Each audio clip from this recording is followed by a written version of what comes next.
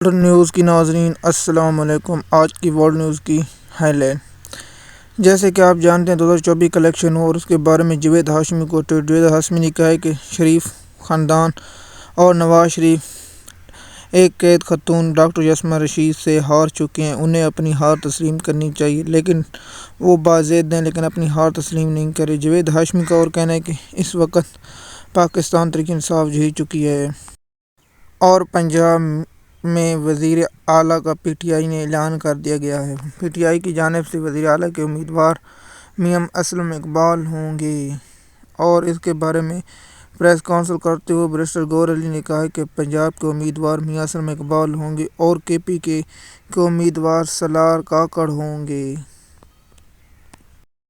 اور پاکستان تحریک انصاف کے چیئرمین عمران خان نے کہا ہے اور وکیلوں کی جیل سے پیغام لے کر کہا ہے کہ پاکستان تحریک انصاف ہفتے کے روز پورے ملک میں احتجاج پرامن کرے گی اور 2024 کے الیکشن کی دھاندلی کے نتائج پر ڈاکہ ڈالا گیا اس کے بارے میں ہم بھرپور احتجاج کریں گے اور ہفتے کے روز پورے ملک میں احتجاج ہوگا۔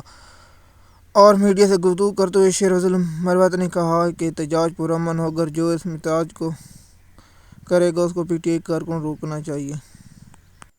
اور جیو نیوز کی فیک خبریں پاکستان تحریک انصاف کے خلاف کیوں چل رہی ہیں، یہ کون نظام چلا رہا ہے؟ مریم نواز کی خواہش پر جیو نیوز فیک خبریں چلا رہا ہے کہ پی ٹی آئی کا اتحاد ہو گیا پیپل پارٹی سے یا کسی اور جماعت سے۔ ابھی تک پی ٹی آئی کا اتحاد کسی جماعت سے نہیں ہوا۔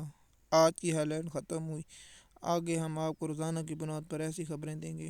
شکریہ، آپ ہمارے چینل کو سبسکرائب کریں، لائک کریں، شکریہ۔